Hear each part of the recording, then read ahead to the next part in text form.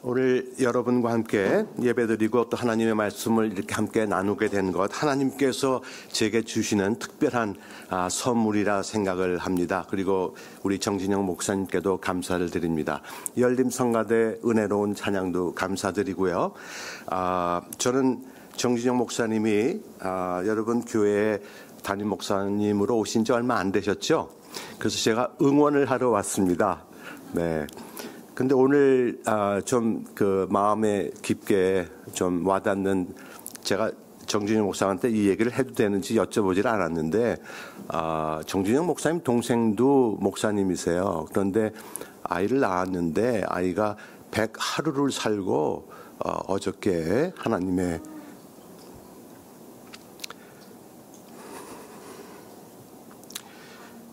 품으로 갔다고 하는 그런 소식을 들었는데, 정 목사님 또 가족을 위해서 여러분들 기도해 주시기를 부탁드립니다. 우리 잠깐 기도하겠습니다. 하나님,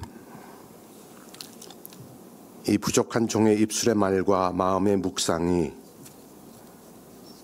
주님의 전에 나와 하나님을 경배하는 성도님들에게 은혜가 되고 하나님께 아름답게 연락되기를 예수님의 이름으로 간절히 기도합니다. 아멘. 이 이야기가 실화라고 하는데 제가 확인할 길은 없습니다. 미국 애리조나에 90이 된 노모께서 사셨는데 정정하셔서 운전도 직접 하고 다니셨다고 해요. 아이들 둘이 있는데 아들도 60세가 넘은 노인이죠. 두 아들에게 짐이 되지 않기 위해서 혼자 살면서 자기 생활에 필요한 모든 일들을 다 손수했다고 합니다. 반찬거리 사는 일, 요리하는 일, 집 청소하는 일 등등 모두 손수하셨어요. 아들 둘이 그렇게 분별력이 좋은 사람은 아니었나 봐요. 애리조나에 범죄 사건이 더 많이 발생하니까 두 아들이 대화를 하는 중에 어머니에게 권총을 사주자는 엉뚱한 결정을 내렸다는 거예요. 그래서 어머니가 미국에서는 권총 구입하는 것이 비교적 쉬우니까 권총을 사들이고 권총 사용법 훈련까지 받을 수 있도록 했다는 겁니다. 그 후로 이 노모는 이 작은 권총을 자기 손가방에 넣고 다녔다는 거예요. 어느 하루 이분께서 반찬거리를 사서 집에 돌아가기 위해서 본인의 차를 향해 쇼핑 카트를 밀고 가는 겁니다. 그런데 이분 차 앞자리에 두 사람의 낯선 남자가 앉아 있는 거예요. 드디어 올 것이 왔구나. 이 노인의 가슴이 그냥 쿵쿵 뛰는 겁니다. 손가방에서 권총을 꺼내들고 차 가까이 가서 소리쳤어요. 당장 내려, 안 내리면 쏜다. 갑작스런 노인의 고함 소리를 듣고 정체불명의 두 괴한이 차에서 허겁지겁 내려 도망을 갔습니다. 이 노인이 마음을 진정시키고 차에 앉아서 열쇠를 꺼내서 시동을 걸려고 하는데 이 열쇠가 열쇠 구멍에 들어가질 않는 거예요. 이상하다 생각하고 유심히 보니까 본인 차가 아니더랍니다. 두 남자를 찾아서 사과하고 싶었지만 벌써 사라져 버렸다는 거예요. 연세가 많으신 분들을 흉보기 위해서 하는 얘기는 물론 아니에요. 저도 이제 법적 노인이 된 지 몇 년 지났습니다. 저는 우리의 삶이 또 우리의 신앙이 이 이야기와 흡사하다는 것을 종종 깨닫게 돼요. 나는 확실히 알고 있다고 생각했는데 나중에 알고 보니까 내가 잘못 알고 있는 겁니다. 나는 하나님을 잘 알고 잘 믿고 내 신앙은 잘못된 것이 없다고 믿고 사는데 나는 이만하면 됐어 하는 마음으로 살고 있는데 시간이 지나면서 보니까 내가 잘못 알고 잘못 믿고 부족한 점이 많다는 것을 깨닫게 되는 거예요. 그래서 우리는 우리 신앙에 대해 결코 자부해서는 안 될 겁니다. 내 신앙을 살펴보고 반성하고 하나님을 더욱더 잘 알 수 있도록 해야죠. 그렇기 때문에 우리는 성경을 읽고 또 읽고 묵상하는 것 아닙니까? 그러기 위해서 우리는 매주일 이렇게 예배에 참석하고 설교 말씀을 듣고 하나님의 말씀을 사모하는 것이죠. 오늘 로마서 6장 1절부터 11절 말씀을 함께 읽었습니다. 로마서를 공부하면 할수록 그런 생각이 들어요. 기독교 2000년이 넘는 이 역사에서 가장 중요하고 유명했던 신학자들이 로마서를 읽고 감동을 받았다고 합니다. 서기후 4세기와 5세기를 살았던 성 어거스틴, 15세기에 종교개혁을 한 마틴 루터, 그리고 감리교단을 창시했던 18세기의 요한 웨슬레 같은 교회 역사에서 빼놓을 수 없는 수많은 사람들이 로마서를 읽고 깊은 감명을 받았다는 거예요. 그들의 삶의 방향이 바뀌었거든요. 또 그들은 전 세계 역사의 방향을 바꿀 수 있는 사람들이 되어서 많은 사람들에게 오늘날까지도 신앙의 표범이 되고 있지 않습니까? 저도 그런 생각을 해봐요.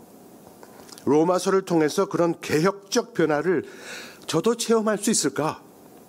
나 같은 사람은 어떻게 살고 어떠한 신앙의 자세로 살아야 그런 변화를 체험할 수 있을까? 그리고 오늘 이 말씀을 여러분과 함께 나누면서 하나님께서 오늘 우리와 함께 하셔서 우리가 인생을 살며 필요로 하는 삶의 원동력을 얻고 삶의 길잡이가 되시는 주님을 우리 마음속 깊이 모셔드리고 또 신앙의 확신이 아직도 없는 이들이 계시다면 확고부동한 신앙의 확신을 얻는 이 시간이 될 수 있을까? 저도 간절히 기도하며 기대해 보는 겁니다. 로마서 6장 1절부터 17절 말씀에는 기독교의 진정한 세례의 의미가 담겨져 있어요. 기독교의 가장 핵심적이고 기본적인 말씀이 여기 담겨 있습니다. 우리가 요약을 해보면 참 그리스도인이 되는 것은 참 세례를 받는 것인데 참 세례란 그리스도와 함께 죄에 대해 죽고 그리스도와 함께 새 생명으로 부활하여 연합하여 이제 하나님이 원하시는 의로운 삶을 사는 것이라는 거예요. 죄에 대해 죽는다고 하는데 그 의미를 생각해 보세요. 우리가 훌륭한 신앙인이 되기 위해서는 죽음에 대해서 민감해야 합니다. 클레먼트 신학대학원의 전 총장님이 제리 캠블이라고 하는 분이었어요. 13년 전쯤에 은퇴하고 지금은 텍사스 시골 농장에서 이분이 살고 있습니다. 이제는 80세가 훨씬 넘어졌어요. 이분을 옆에서 보면서 제가 배운 것이 많이 있는데 그 중에 하나가 이분은 작은 일에 독려하지 않습니다. 이분이 화내는 것을 제가 본 적이 없어요. 목소리를 높이거나 흥분하는 것을 제가 본 적이 없습니다. 어떻게 사람이 이렇게 침착할 수 있을까? 궁금해서 제가 이분과 함께 한국에 출장을 오면서 비행기를 타고 오면서 제가 한번 물어봤어요. 이분은 태어나면서부터 심장에 문제가 있었습니다. 9살이 돼서 심장 수술을 처음 하고 13년 전 68세가 되기까지 심장 수술을 무려 9번을 받은 분이에요. 은퇴한 후 또 심장 수술을 받았는지 제가 모릅니다. 이분의 심장 문제가 있어서 어릴 때부터 뜀뛰기를 한 번도 해본 적이 없대요. 평생 뜀뛰기를 한 번도 해보지 못한 사람, 여러분 상상이 됩니까? 심한 운동을 할 수가 없습니다. 제가 질문한 것에 대해서 답하면서 본인의 삶의 여정에 대해서 저에게 얘기를 해주는 거예요. 어렸을 때부터 내가 언제라도 죽을 수 있다는 가능성이 있으니까 하루하루를 하나님이 주시는 선물로 알고 산다는 겁니다. 매일 하루를 시작하면서 이분의 목표는 오늘 누구의 삶에 기쁨을 안겨줄 수 있을까? 그것이 이분의 삶의 목표였대요. 그리고 작은 일에 연연하지 않기로 했다는 겁니다. 그리고 큰 일에, 진정 큰 일에 충실해야겠다고 결심을 했다는 거예요. 내가 언제라도 죽을 수 있다는 것을 절실히 느끼면서 살기 때문에 작은 일에 연연하지 않는 삶을 살 수 있게 됐다는 겁니다. 몇 년 전 서울 우리 감리교 신학대학교의 목회상담 교수였던 안성모라는 분이 계셨어요. 그분이 시한부 인생을 살고 있었습니다. 폐암으로 약물 치료를 2번째 받고 있는데 경과가 좋지 않다는 거예요. 병원에 가면 간호사들이 목사님, 교수님 완쾌할 겁니다. 희망을 잃지 마세요. 그렇게 얘기를 하지 않더라는 거예요. 남은 생을 고통 없이 사셔야죠. 그렇게 얘기하더랍니다. 감사의 조건들을 떠올리며 글을 쓰고 있다고 하면서 시골에서 태어나서 자란 것 감사하고 한학자의 가정에서 태어난 것 감사하고 작은 많은 일들에 대해 감사하고 지나온 삶의 여정에 감사한다는 이러한 글을 페이스북에 올린 것을 제가 인상 깊게 읽었어요. 내가 시한부 삶을 살고 있기 때문에 나의 삶이 내가 지금 느끼고 생각하고 바라고 행동한 것들이 바뀌었다고 안성모 교수가 그런 글을 썼던 거예요. 우리가 죽음을 가깝게 생각할수록 삶의 귀중함, 하루하루의 귀중함을 깨닫게 되고 좀 더 잘 살아보려고 또 삶에서 무엇이 중요한지를 우리가 마음 깊이 깨닫게 되죠. 여러분, 이렇게 되면 우리는 죄에 대해 죽을 수 있습니다.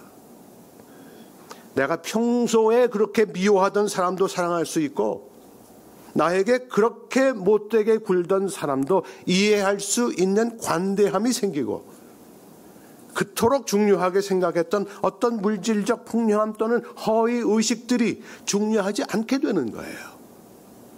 하루하루 시간에서 우리는 사랑과 자비와 용서와 평화와 정의를 경험하는 일들을 더 많이 이룰 수 있게 되는 겁니다. 이렇게 되면 우리는 우리의 관계 속에서 즉 부부, 부모, 자식, 친구 관계, 목사님과의 관계, 교회 생활, 사회생활 속에서 좀 더 구체적인 변화를 우리가 추구할 수 있게 되는 거죠. 예수와 함께 죄에 대해 죽어 이제 새 생명을 위해 예수와 함께 다시 살아 연합한다고 했는데 그 뜻이 무엇입니까? 그 뜻은 우리 매일매일의 삶에서 죄에 대해 죽었기 때문에 이제 구체적으로 사랑과 자비와 용서와 관내와 관대와 인내와 생명지향적인 평화와 정의를 향한 변화를 우리가 경험할 수 있다는 거예요. 이러한 변화를 관계 속에서 우리 사회 속에서 이룰 수 있어야 우리는 하나님을 사랑할 수 있고 우리의 이웃을 내 몸과 같이 사랑하는 것 아닙니까? 죄에 대하여 죽고 그리스도 예수와 함께 부활한 사람들이 누릴 수 있는 변화된 세례의 역사입니다. 이것이 세례에 대한 진정한 의미예요. 이렇게 세례는 죽음과 부활과 긴밀하게 연결되어 있어요. 기독교 신앙과 신학의 가장 기본적이고 핵심적인 내용이 바로 이것입니다. 중년 부부가 있었어요. 다가오는 화요일이 남편의 생일입니다. 그래서 남편의 생일 선물을 사려고 그 전 주일에 아내가 쇼핑을 갔어요. 그런데 남편의 생일 전날 월요일에 남편이 갑자기 심장마비로 사망을 했습니다.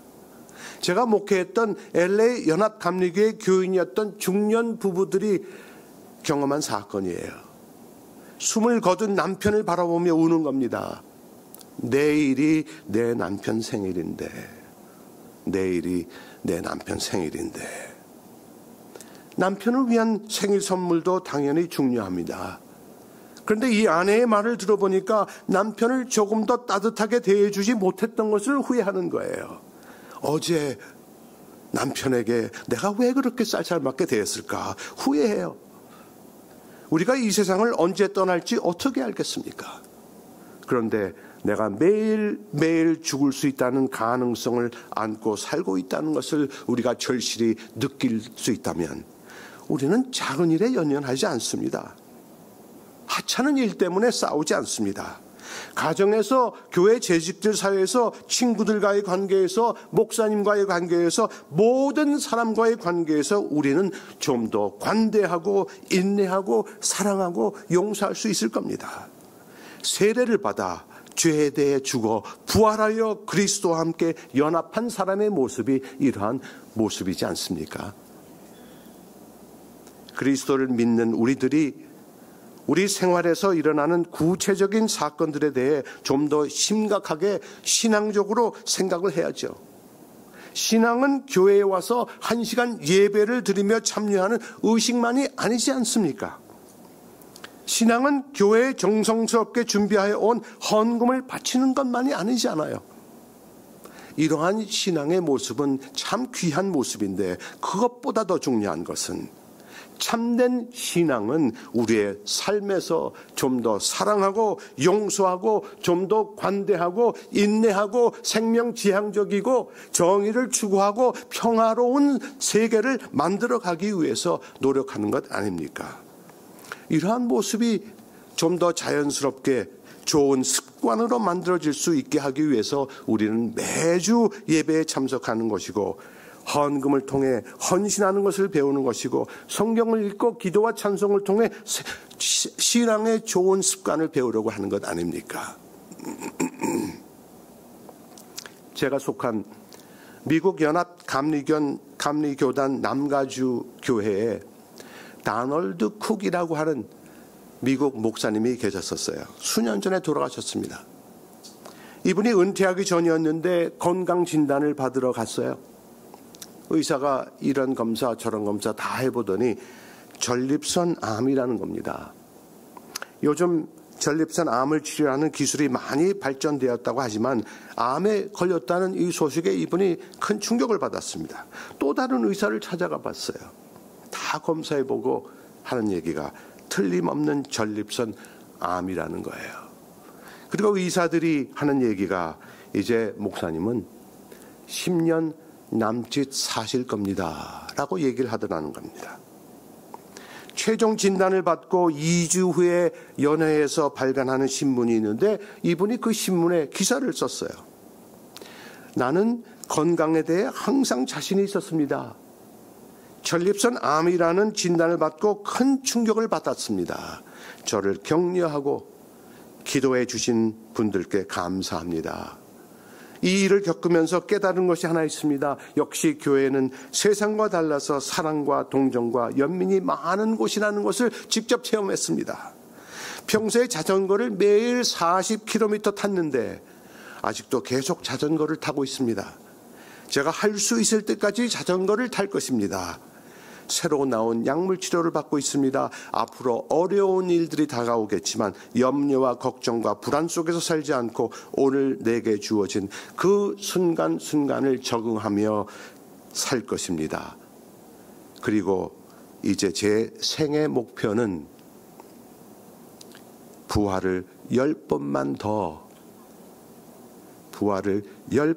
더 사는 것입니다 하고 그 기사를 마쳤어요. 부활을 10번만 더, 이 말씀을 깊이 명상하면서 오늘 읽어드린 로마서의 말씀을 다시 생각해 봤습니다.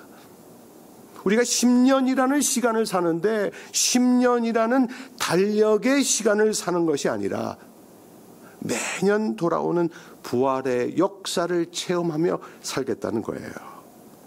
오고 또 오는 부활절을 소위 절기로 지키고 지나가는 삶을 살겠다는 것이 아니라 죄에 대해 죽어 그리스도와 함께 부활하여 그리스도와 함께 새 생명에 연합하여 의로운 삶을 사는 그러한 삶을 살겠다고 다짐하는 겁니다.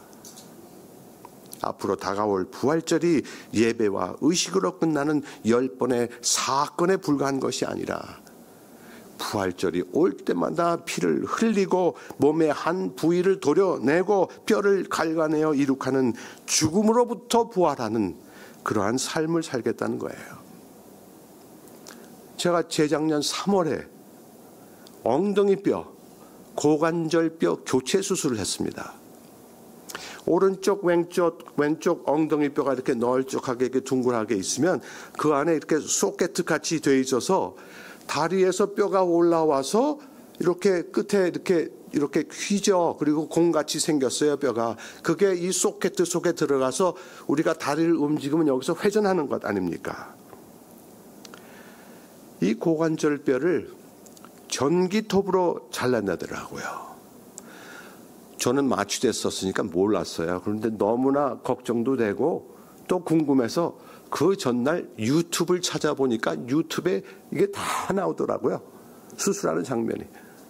전기톱으로 이 다리뼈를 잘라내고 새로 만든 교체뼈를 망치로 때려서 그 뼈 속에 심습니다. 그 쇠 끝에 공같이 생긴 플라스틱이 있어요. 이 소켓 같이 생긴 뼈는 갉아내고 그 안에 쇠로 된 소켓을 다시 심고 나사로 고정을 합니다. 그래서 저는 비행기를 탈 때마다, 여행을 할 때마다, 공항 시큐리티를 지날 때마다 제 몸에 새가 박혀 있습니다 하고 얘기를 먼저 하고 지나가야 돼요. 이런 수술을 경험하면서 신앙이 무엇인지, 하나님을 의지한다는 것이 무엇인지 새롭게 깨닫는 계기가 됐어요. 수술 준비를 하는데 당연히 제가 할 수 있는 것은 아무것도 없어요. 의사 선생님에게 전반적으로 모든 것을 다 맡겨야 합니다. 신앙도 하나님을 믿는다는 것도 이런 것이라는 것을 절실히 깨달았습니다. 나의 능력, 나의 재산, 나의 학력, 나의 관계, 이 모든 것들이 우리가 죽음 앞에 설 때에 아무런 의미가 없다는 것을 깨달았습니다. 마치 준비를 하고 있는데 제게 떠오르는 생각은 내가 살면서 얼마나 성공했는지, 무엇을 성취했는지, 내가 얼마나 많은 재산을 모았는지 이런 질문들이 아니더라고요. 내 영혼 속 깊은 곳에 떠오르는 생각은 내가 살면서 깊이 사랑하고 살았는가, 얼마나 헌신하며 내 자신을 남을 위해 주었는가, 나는 어떤 사람으로 살아왔는가, 부끄럽지 않은 삶을 살았는가, 이런 질문들이 떠올라요. 그리고 부활을 10번만 더라고 한 다널드 쿡 목사님의 이야기를 또 기억했습니다. 제가 앞으로 몇 년을 더 살게 될지 알 수 없지만 앞으로 매년 다가오는 부활절을 맞이할 때마다 나도 부활을 10번만 더 살겠다는 신념으로 살겠다고 다짐했어요. 여러분, 부활절을 우리가 봄에 지키는데 부활의 역사는 1년 내내 체험하고 우리가 살고 있는 한 평생 체험해야 하는 그런 역사 아닙니까? 우리가 진정한 크리스찬이라면 죄에 대해 주고 예수와 함께 부활하여 이제 하나님이 보시기에 아름다운 삶을 사는 것이 우리의 삶의 목표가 되어야 하지 않겠어요? 나도 언제 죽을지 모르는 인생을 살고 있으니까, 내일 내가 죽을 수 있다는 가능성을 생각하니까 그렇지 않아도 이쁜 제 아내가 더 이뻐 보이더라고요.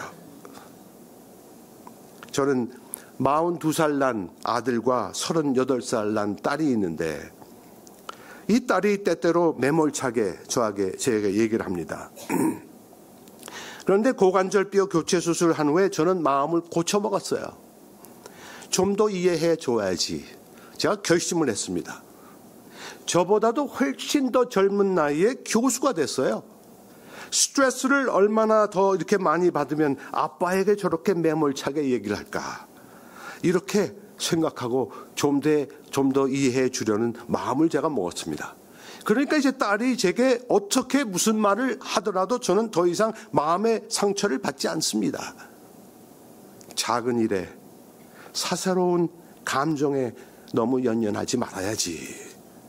오늘 하루를 살면서 누구에게 기쁨을 안겨줄 수 있을까라는 질문을 하면서 살아야지. 저도 다짐을 했어요.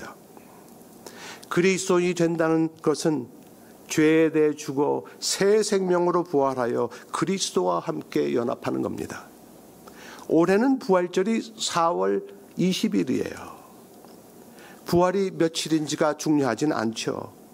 그런데 우리가 살아가고 있는 한 부활의 역사는 1년 내내 지속돼야 되지 않습니까?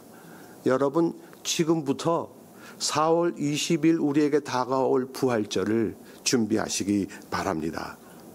이것이 우리 신앙의 가장 핵심적이고 가장 기본적인 거예요.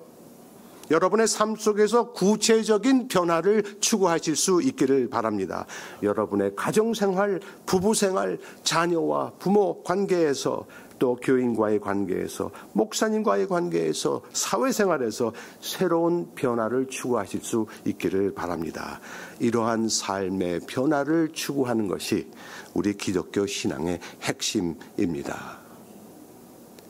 나는 구원을 받았으니까 이제 됐어 라고 생각하는 것은 이기적 기독교인 아닙니까?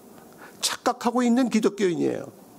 내가 구원을 받았는데 하나님은 내가 어떤 삶을 살기 원하시는가? 이 질문이 우리 자신에게 우리가 매일매일 물어야 할 질문입니다. 그래서 신앙생활에서, 가정생활에서, 교회생활에서, 또 사회생활에서 부수적인 많은 사항에 대해서, 신앙의 핵심이지 않은 많은 일들에 대해 너무 연연하지 마세요.